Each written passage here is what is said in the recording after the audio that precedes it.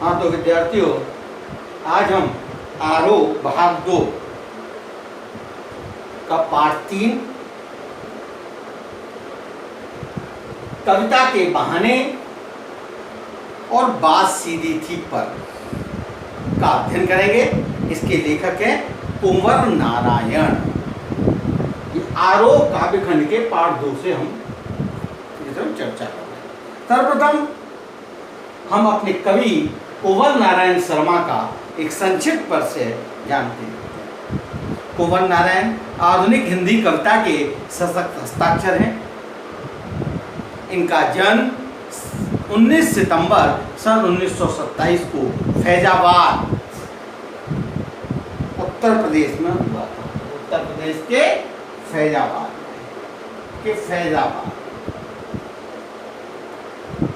उत्तर प्रदेश के फैजाबाद में इनका जन्म हुआ था। इनकी प्रारंभिक शिक्षा घर पर ही हुई थी। कुंवर नारायण ने सन 1950 के आसपास काव्य लेखन की शुरुआत की। इन्होंने चिंताजनक लेख, कहानियां, सिनेमा तथा अन्य कलाओं पर समीक्षाएं भी लिखी। अनेक पुरस्कारों से इन्हें नवाजा गया, जैसे कबीर सम्मान, व्यास सम्मान, लोहिया सम्मान, साहित्य अकादमी पुरस्कार, ज्ञानपीठ पुरस्कार तथा केरल का कुमारन आसान पुरस्कार। इनकी प्रमुख रचनाएं हैं। ये तीसरे शतक के प्रमुख कवियों में से एक है। इनकी प्रमुख रचनाएं हैं काव्य संग्रह चक्रव्यूह, परिवेश, हम तुम, अपने सामने, कोई दूसरा नहीं, इन दिनों, प्रबंध काव्य के रूप में आत्मजयी इनकी कृति है। कहानी संग्रह आकारों के आसपास, समीक्षा आज और आज से पहले, सामान्य रचना जो है वह मेरे हस्ताक्षर। ये हमारे कवि का परिचय है। इन्होंने आलोचना के क्षेत्र में भी बड़े कुशलता से कार्य किया है। भाषा और विषय की विविधता इनकी कविताओं के विशेष गुण माने जाते हैं। इनमें यथार्थ का खुदरापन भी मिलता है। कविताओं का प्रतिपादन सबसे पहली कविता कविता के बहाने, इसका प्रतिपादन। कविता के बहाने कविता कवि के कविता संग्रह इन दिनों से ली गई है। आज के समय में कविता के अस्तित्व के बारे में संशय हो रहा है। ये आशंका जताई जा रही है कि यांत्रिकता के दबाव में कविता का अस्तित्व नहीं रहा। जीवन यांत्रिक, मशीनी जीवन हो गया है। ऐसे में ये कविता की अपार संभावनाओं को टटोलने का अवसर देती है। इसका संक्षिप्त में विवरण इस प्रकार है कि कविता एक यात्रा है जो चिड़िया फूल से लेकर बच्चों तक की यात्रा। एक ओर प्रकृति है, दूसरी ओर भविष्य की ओर बढ़ता बच्चा है। कवि कहता है चिड़ियों की उड़ान की सीमा है। फूलों के खिलने के साथ उसकी परिणति निश्चित है। खिलने के बाद फूलों के साथ क्या होना है निश्चित है। बच्चों के सपने असीम हैं, लेकिन बच्चों के जो सपने हैं उसकी कोई सीमा नहीं है। बच्चों के खेल में किसी प्रकार की सीमा का कोई स्थान नहीं होता। कविता भी शब्दों का खेल है और शब्दों के इस खेल में जड़, चेतन, अतीत, वर्तमान और भविष्य सभी उपकरण मात्र हैं। इसलिए जहाँ कहीं रचनात्मक ऊर्जा होगी वहाँ सीमाओं के बंधन खुद ब खुद टूट जाते हैं। वह सीमा चाहे घर की हो, भाषा की हो या समय की हो। अब कविता की हम व्याख्या और अर्थ ग्रहण लेने की कोशिश करेंगे। कविता के बहाने, पहली कविता है कविता के बहाने। कविता एक उड़ान है चिड़िया के बहाने, कविता की उड़ान भला चिड़िया क्या जाने। बाहर भीतर इसगर उसगर, कविता के पंख लगा उड़ने के माने, चिड़िया क्या जाने। कविता एक उड़ान है चिड़िया के बहाने। कवि कहता है कि कविता की कल्पना उड़ान है। वह वह चिड़िया का उदाहरण देता है, साथ ही चिड़िया की उड़ान के बारे में भी ये कहता है कि चिड़िया की उड़ान सीमित होती है। चिड़िया की भी उड़ान है और कविता की भी उड़ान है, परंतु चिड़िया की उड़ान सीमित होती है और कविता की जो उड़ान है वो असीमित होती है। उसकी कोई सीमा नहीं होती, उसकी कल्पना का कोई दायरा नहीं होता। कहा गया है जहां न पहुंचे रवि वहां पहुंचे कवि। चिड़िया घर के अंदर बाहर या एक घर से दूसरे घर तक होती है, इस घर उस घर, परंतु कविता की उड़ान व्यापक होती है पूरे संसार में। कवि के भावों की कोई सीमा नहीं है, ये कहना चाहता है। कविता घर घर की कहानी कहती है, वह पंख लगाकर हर जगह उड़ सकती है। इसकी उड़ान की समानता चिड़िया नहीं कर सकती। इसके आगे, कविता की उड़ान के आगे चिड़िया की उड़ान कहीं कोई अस्तित्व नहीं। कविता चिड़िया की उड़ान से बहुत आगे है, बहुत दूर तक। ये कवि ने इस कविता के माध्यम से कहा। कविता एक खिलना है फूलों के बहाने, कविता का खिलना भला फूल क्या जाने, बाहर भीतर इस घर उस घर, बिना मुरझाए महकने के माने, फूल क्या जाने। पहले कविता और चिड़िया की तुलना की गई, अब कविता की तुलना फूल से, कवि फूल से करता हुआ देता है। कवि कहता है कि कविता की रचना फूलों के बहाने तो हो सकती है, फूलों को देखकर कवि का मन प्रफुल्लित रहता है, उसके मन में कविता फूल की भांति विकसित होती है, फूल से कविता के रंग भाव आदि आते हैं, परंतु कविता के खिलने के बारे में फूल कुछ नहीं जानते। फूल का खिलना एक निश्चित समय के लिए होता है और कविता का खिलना अनिश्चित समय के लिए। फूल कुछ समय के लिए खिलते हैं, खुशबू फैलाते हैं, फिर मुरझा जाते हैं। उनकी परिणति निश्चित है, उनका अंत निश्चित है, उनको नष्ट होना है। वे घर के अंदर बाहर एक घर से दूसरे घर में अपनी सुगंध फैलाते हैं, परंतु शीघ्र ही नष्ट हो जाते हैं। और कविता ऐसी है जो बिना मुरझाए, बिना अपना अस्तित्व समाप्त किए लंबे समय तक लोगों के मन में खिलती रहती है, लोगों के मन में बसी रहती है। इस बात को फूल नहीं समझ सकते। कविता एक खेल है बच्चों के बहाने, बाहर भीतर यह घर वह घर सब घर एक कर देने के माने, बच्चा भी जाने। पहले कविता की तुलना की थी चिड़िया से, दूसरी बार कविता की तुलना की है फूलों से, तीसरी बार कविता की तुलना करने बच्चों से। कविता एक खेल है, जिस प्रकार बच्चों के खेल होते हैं ऐसे कविता भी एक खेल है।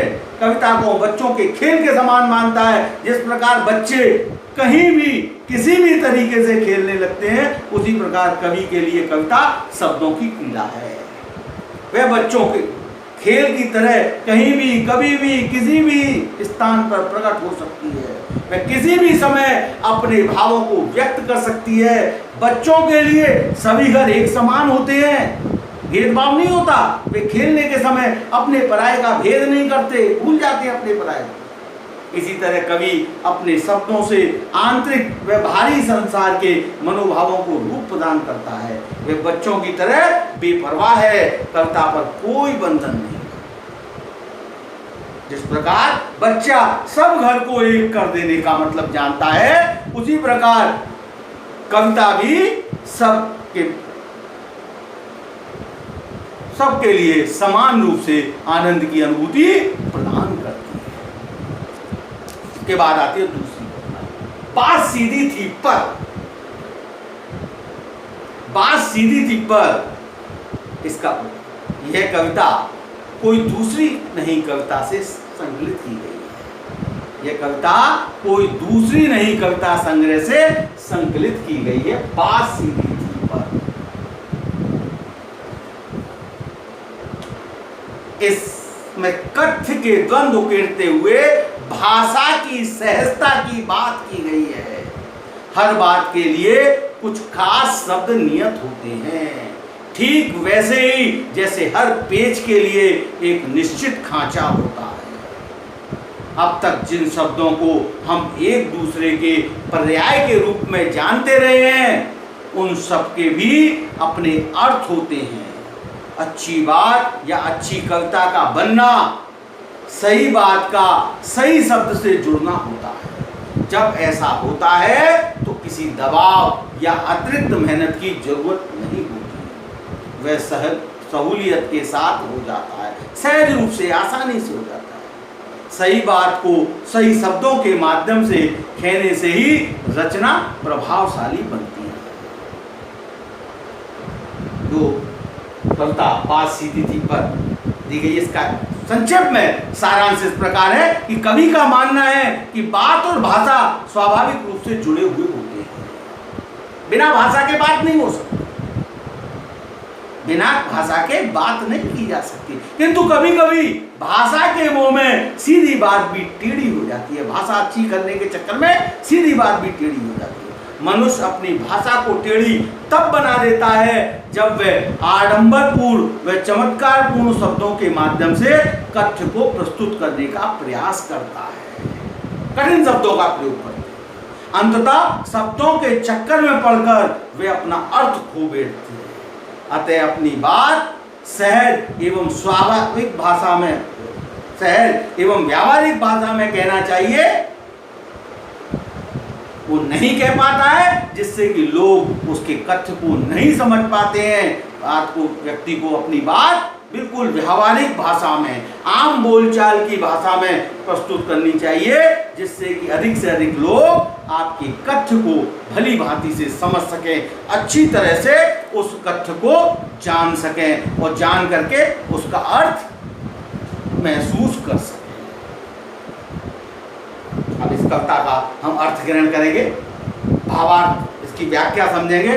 बात सीधी थी पर एक बार भाषा के चक्कर में, बात सीधी थी पर एक बार भाषा के चक्कर में जरा टेढ़ी फंस गई। बात सीधी थी पर एक बार भाषा के चक्कर में जरा टेढ़ी फंस गई। उसे पाने की कोशिश में, उसे पाने की कोशिश में भाषा को उल्टा पलटा, उसे पाने की कोशिश में भाषा को उल्टा पलटा, तोड़ा मड़ोड़ा, घुमाया फिराया कि बात या तो बने, कि बात या तो बने या फिर भाषा से बाहर आए। भाषा को, उसे पाने की कोशिश में भाषा को उल्टा पलटा, तोड़ा मरोड़ा, घुमाया फिराया कि बात या तो बने या फिर भाषा से बाहर आए। लेकिन इससे भाषा के साथ साथ बात और भी पेचीदा होती चली गई।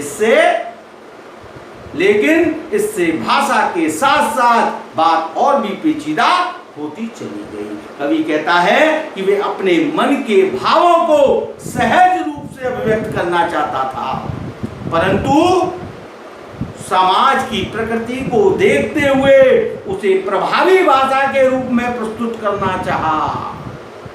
भाषा सीधी थी, सीधी बात थी, सरल बात थी, परंतु भाषा के चक्कर में प्रस्तुत करना चाहा, पर भाषा के चक्कर में भावों की सहजता नष्ट हो गई। कवि कहता है कि मैंने मूल बात को कहने के लिए शब्दों, वाक्यांशों, वाक्यों आदि को बदला। टेढ़ी फंस गई ना बात, उसे पाने की कोशिश में भाषा को उल्टा पुल्टा, शब्द बदले, वाक्य बदले, वाक्यांश बदला, इन सबको बदलने की कोशिश की कि बात सही हो जाए। फिर उसके रूप को बदला, तब तक शब्दों को उलट पुलट कर प्रयोग किया। कवि ने कोशिश की कि या तो इस प्रयोग में उसका काम बच जाए या फिर वे भाषा के उलट फेर के जंजाल से मुक्त हो जाए। किंतु कवि को कोई सफलता नहीं मिली। उसकी भाषा के साथ साथ उसका कथ्य भी जटिल होता चला गया, उसका मतलब भी जटिल होता चला। ये कवि ने भाषा की जटिलता पर कटाक्ष किया है। यहाँ पर भाषा सरल, सहज और साहित्यिक खड़ी बोली है। काव्यांश की रचना मुक्त छंद है। टेढ़ी फंसना, पेचीदा होना आदि मुहावरों का सुंदर प्रयोग किया गया है। काव्यांश में साथ साथ पुनरुक्ति प्रकाश, ये आपके काव्य सौंदर्य संबंधी। भाषा के चक्कर का तात्पर्य बताइए क्या हो सकता है? यहाँ भाषा के चक्कर में फंस गई, क्या तात्पर्य होता है? भाषा को जबरदस्ती अलंकृत करना, तत्सम, कनिष्ठ, कठिन से कठिन शब्दों का भाषा में प्रयोग करना, इसका भाषा का चक्कर। कवि अपनी बात के बारे में क्या बताता है कि बात साधारण थी, परंतु भाषा को आकर्षक बनाने के चक्कर में जटिल हो गई, उलझ के चली गई। बात को पाने के चक्कर में क्या क्या किया? भाषा को घुमाया फिराया, उल्टा पुल्टा, तोड़ा मरोड़ा, शब्दों को बदला, वाक्यों को बदला, ये सारे काम किए। कवि की असफलता का क्या कारण था? कवि ने अपनी बात को कहने के लिए भाषा को जटिल व अलंकारिक बनाने की कोशिश की। इस कारण बात अपनी सहजता को खो गई और वो पेचीदा हो गई। यही उसकी असफलता का कारण था। उसकी असफलता का कारण भाषा को जटिल व अलंकारिक बनाने की कोशिश करना। ये इसकी दूसरा पैराग्राफ देखिए, थी बात सीधी थी पर का। सारी मुश्किल को धैर्य से समझे बिना, सारी मुश्किल को धैर्य से समझे बिना मैं पेच को खोलने के बजाय उसे बेतरह कसता चला जा रहा था। सारी मुश्किल को धैर्य से समझे बिना मैं पेच को खोलने के बजाय उसे बेतरह कसता चला जा रहा था, क्योंकि इस कर्तव्य पर मुझे साफ सुनाई दे रही थी, क्योंकि इस कर्तव्य पर मुझे साफ सुनाई दे रही थी तमाशबीनों की शाबाशी और वाह वाह। जब बात बिगड़ जाती है, बात करते करते बातों के चक्कर में बात जब उलझ जाती है तो व्यक्ति कोशिश करता है। कवि कहता है कि जब उसकी बात पेचीदा हो गई, उसकी बात जटिल हो गई, समझ से परे हो गई, तब उसने उसकी सारी समस्याओं को ध्यान से नहीं समझा, उसका हल ढूंढने की कोशिश नहीं की, उसको सुलझाने की कोशिश नहीं की, बल्कि और अधिक शब्द जालों में फंसता चला गया। बात का पेच खुलने के स्थान पर टेढ़ा हो गया और बात टेढ़ी हो गई। बातों के शब्दों के जंजाल में और बात, कवि उसे अनुचित रूप से कसता चला गया। उसकी भाषा और कठिन होती चली जा रही थी।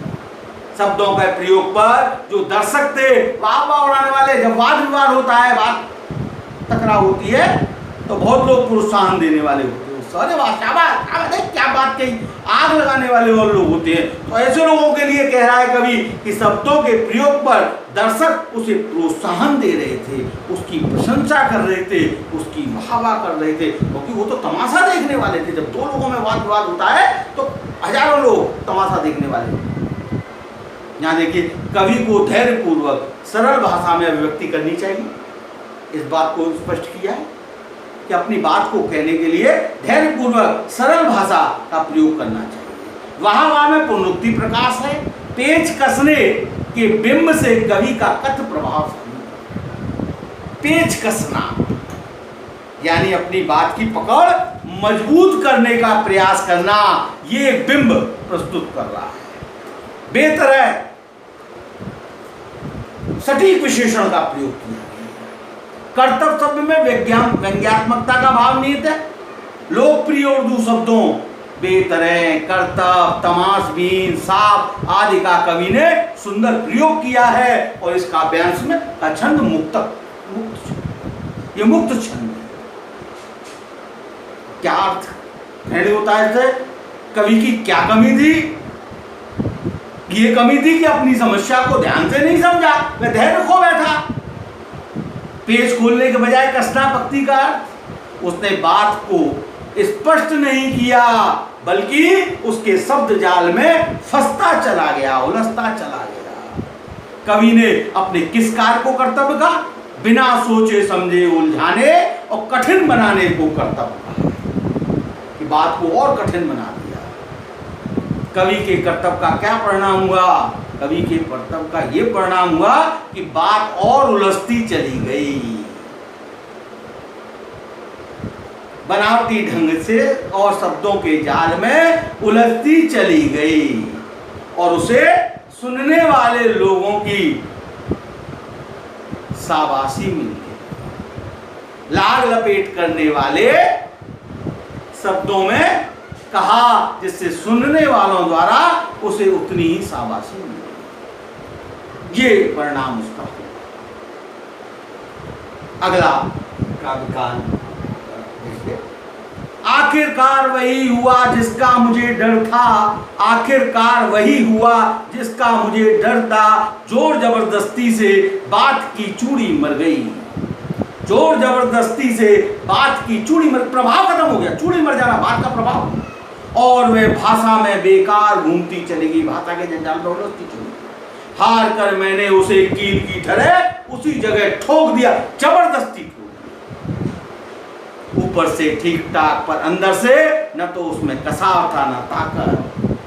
बात ने जो एक शरारती बच्चे की तरह मुझसे खेल रही थी, बात ने जो एक शरारती बच्चे की तरह मुझसे खेल रही थी, मुझे पसीना पोंछते देखकर पूछा, क्या तुमने भाषा को सहूलियत से बरतना नहीं सीखा? भाषा को, अपनी बात को सही ढंग से कहना नहीं सीखा। कवि अपनी बात कहने के लिए बनावटी भाषा का प्रयोग करने लगा। परिणाम वही हुआ जिसका कवि को डर था। जैसे पेच के साथ जबरदस्ती करने पर उसकी चूड़ियां समाप्त हो जाती है और उसका कसाव खत्म हो जाता है, उसी प्रकार शब्दों के जाल में उलझाकर कवि की बात का प्रभाव नष्ट हो गया। वे बनावटीपन में ही खो गई, उसकी बात बनावटी, उसकी अभिव्यंजना समाप्त हो गई। अंत में कवि ने जब अपनी बात को स्पष्ट नहीं कर पाया, कवि अपनी बात को स्पष्ट कर पाने में समर्थ नहीं हुआ, तो उसने अपनी बात को वहीं छोड़ दिया। जैसे कि पेच की चूड़ी समाप्त होने पर फ्री हो जाती है, उसे कील की तरह ठोक दिया जाता है। ऐसे ही उसने कील की तरह उसको जबरदस्ती उस बात को मनाने का प्रयास किया, ठोक दिया। परिणाम क्या रहा कि उसकी बात का कोई प्रभाव नहीं था, उसमें कसाव नहीं था, कोई ताकत नहीं थी, आसानी से उसको। ऐसी स्थिति में कवि की अभिव्यक्ति भारी तौर पर कविता जैसी लगती थी, परंतु उसमें भावों की गहराई नहीं थी, शब्दों में ताकत नहीं थी, कविता प्रभावहीन हो गई थी। जब वह अपनी बात स्पष्ट न कर सका, तो बात ने शरारती बच्चों के समान पसीना पोंछते हुए कवि से पूछा, उस बात ने खुद ने पूछा, क्या तुमने कभी भाषा को सरलता, सहजता और सुविधा से प्रयोग करना नहीं सीखा? कबीरदास जी ने भी कहा है कि वाणी एक अमोल है, जो कोई बोले जान ही तराजू तोल के तब मुख बाहर। वाणी अमोल है, भाषा अमोल है। जो बोलना जानता है वो उचित अनुचित का मन में प्रयोग करके अपने शब्दों को बाहर निकालता है, क्योंकि एक बार निकले हुए शब्द वापस नहीं होते, दूसरे शब्दों के जंजाल में उलझते जरूर चले जाते हैं, परंतु वो वापस नहीं होते। यही स्थिति यहां कवि की। कवि ने कविताओं की आडंबरपूर्ण भाषा पर व्यंग किया है, बात का मानवीकरण किया है, क्योंकि बात ने पूछा, मानवीकरण किया। कील की तरह, शरारती बच्चों की तरह में उपमा अलंकार की शोभा व्याप्त है, जोर जबरदस्ती, पसीना पोंछना में अनुप्रास अलंकार, बात की चूड़ी में रूपक अलंकार की। कील की तरह ठोकना भाषा को जबरदस्ती जटिल बनाने का परिचायक है।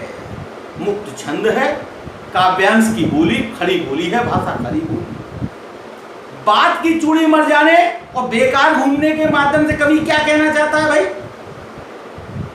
बात की चूड़ी मर जाने और बेकार घूमने के माध्यम से कवि ये कहना चाहता है कि व्यर्थ, जबरदस्ती उलझी हुई बात, किसी बात को जबरदस्ती ठूसे जाने पर वह उसका प्रभाव खो बैठती है, बात शब्दों के जाल में उलझ कर रह जाती है, बात का प्रभाव समाप्त हो जाता है।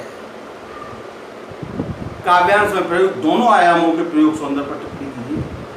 बात की उपेक्षा प्रभाव के लिए कवि ने पेच और कील की उपमा दी है। उन शब्दों के माध्यम से कवि कहना चाहता है कि निरर्थक व अलंकारिक शब्दों के प्रयोग से बात शब्द जाल में घूमती रहती है, उसका प्रभाव नष्ट हो जाता है, उसका प्रभाव नष्ट हो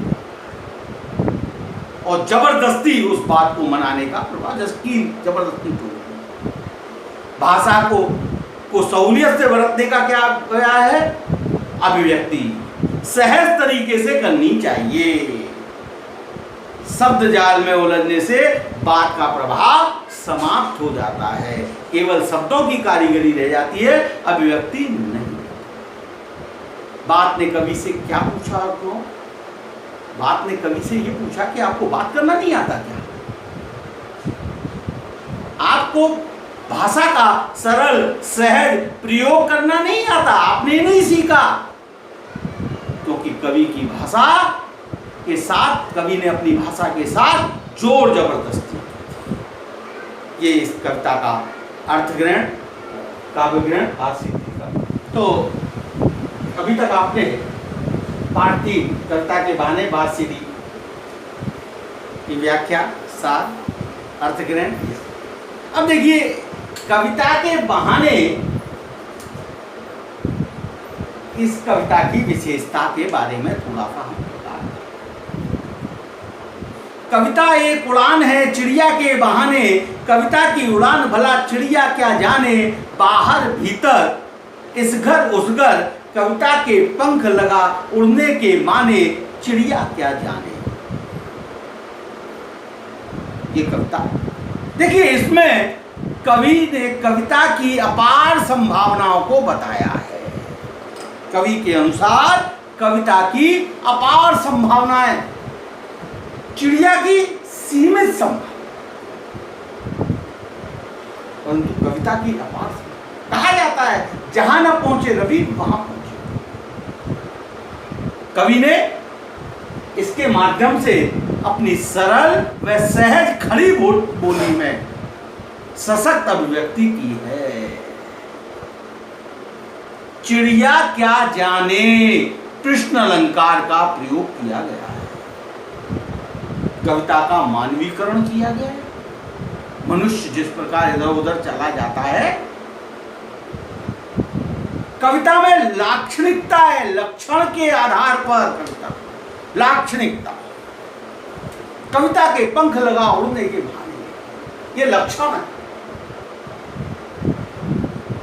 लक्षण के आधार पर शब्दों के प्रयोग किए गए। कविता एक उड़ान भला में,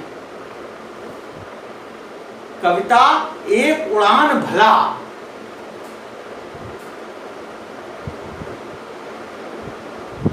में कवि ने बिल्कुल उदारता का, भोलेपन का ये विशेष है। अगर हम इसके अर्थग्रहण संबंध में जब जाते हैं और अर्थग्रहण संबंधी अगर कुछ प्रश्न पूछे जा सकते हैं, तो सबसे पहला प्रश्न, कविता एक उड़ान है चिड़िया के बहाने, इसका क्या? चिड़िया की उड़ान तो मात्र एक बहाना है, यानी कविता की उड़ान के सामने चिड़िया की उड़ान का कोई अस्तित्व नहीं है। कवि की कल्पना बहुत ऊंची होती है, उड़ान लेने लगती है, परंतु चिड़िया की उड़ान तो यही है। कवि उड़ता हुआ स्वर्ग लोक में भी चला जाता है, कवि उड़ता हुआ ब्रह्मांड के चक्कर लगा लेता है। कविता एक सीमित, चिड़िया एक सीमित क्षेत्र पर, कविता कहां कहां उड़ सकती है, ये प्रश्न है। कविता पंख लगा करके मानव के अंदर बाहर चारों तरफ हर क्षेत्र में उड़ सकती है, एक घर से दूसरे, परंतु चिड़िया की उड़ान बहुत सीमित होती है। कविता की उड़ान में चिड़िया की उड़ान में क्या अंतर है? यही कविता की उड़ान असीमित है, परंतु चिड़िया की उड़ान की एक सीमा होती है।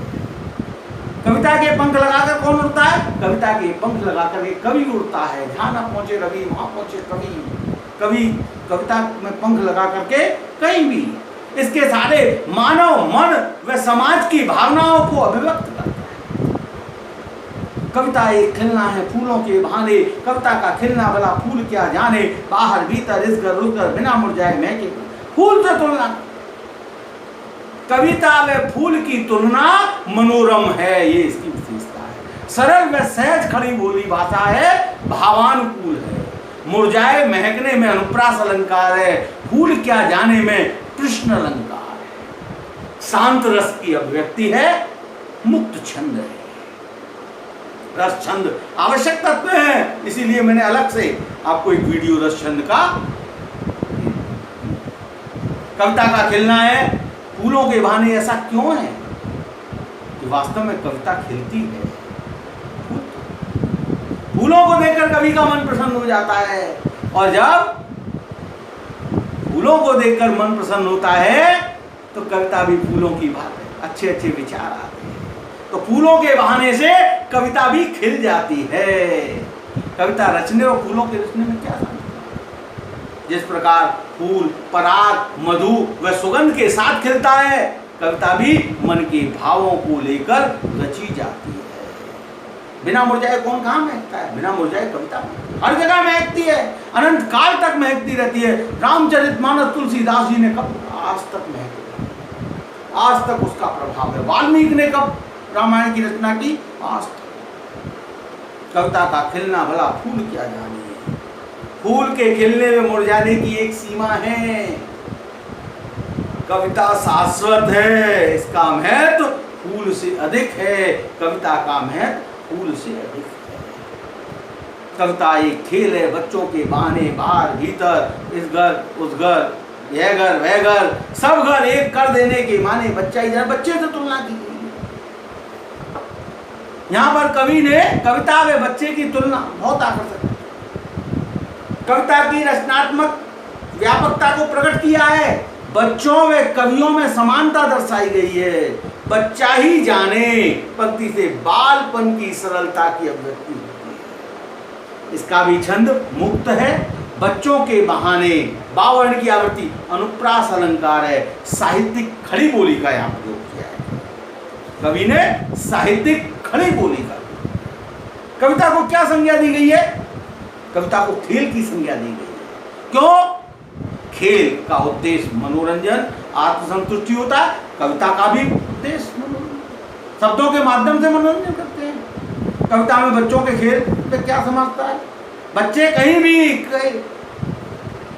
कभी भी खेल खेलने लगते हैं। इसी प्रकार कविता कहीं भी प्रकट हो सकती है। दोनों कभी कोई बंधन स्वीकार नहीं करते। कविता में निम्नलिखित विशेषता कौन कौन सी विशेषता? कविता में वह सर्वव्यापक होती है। कविता उसमें रचनात्मक ऊर्जा होती है, वह खेल के समान होती है। बच्चा कौन सा बहाना जानता है? बच्चा सभी घरों को एक समान बंद करने के बाद सभी घरों को वो एक समान कर सकता है, ऐसा बच्चा जानता है। अब देखिए काव्य सौंदर्य संबंधी। काव्य सौंदर्य में हमने आपको बताया था, काव्य सौंदर्य के जब हम प्रश्न करते हैं, काव्य सौंदर्य के दो तत्व होते हैं। नंबर 1 भाव पक्ष और नंबर 2 कला पक्ष। भाव पक्ष में कविता का भाव, कला पक्ष में रस, छंद, अलंकार, ये काव्य सौंदर्य के तत्व हैं, प्रमुख तत्व हैं। रस, छंद, अलंकार, भाषा, शैली, शब्द आदि, मुहावरे, लोकोक्ति, ये सब तो ये सब। तो काव्य सौंदर्य संबंधी जब प्रश्न आते हैं, तो जब कविता है, देखिए पहली कविता आप देखिए, कविता एक उड़ान है चिड़िया के बहाने, कविता की उड़ान भला चिड़िया क्या जाने, बाहर भीतर इस घर उस घर, कविता के पंख लगा उड़ने के माने, चिड़िया क्या जाने। कथ्य के सौंदर्य को स्पष्ट करना ये भाव पक्ष में आता है। सिर्फ कला पक्ष को सिर्फ सौंदर्य भी कहते हैं। कविता कवि ने चिड़िया की उड़ान से कविता की तुलना की है, जो बहुत सुंदर बन पड़ी है। उसने कविता की उड़ान को बंधन मुक्त माना है। चिड़िया की उड़ान के विषय में, चिड़िया कविता की उड़ान के विषय में कुछ नहीं जान सकती। भाषागत विशेषताएं इसकी क्या है?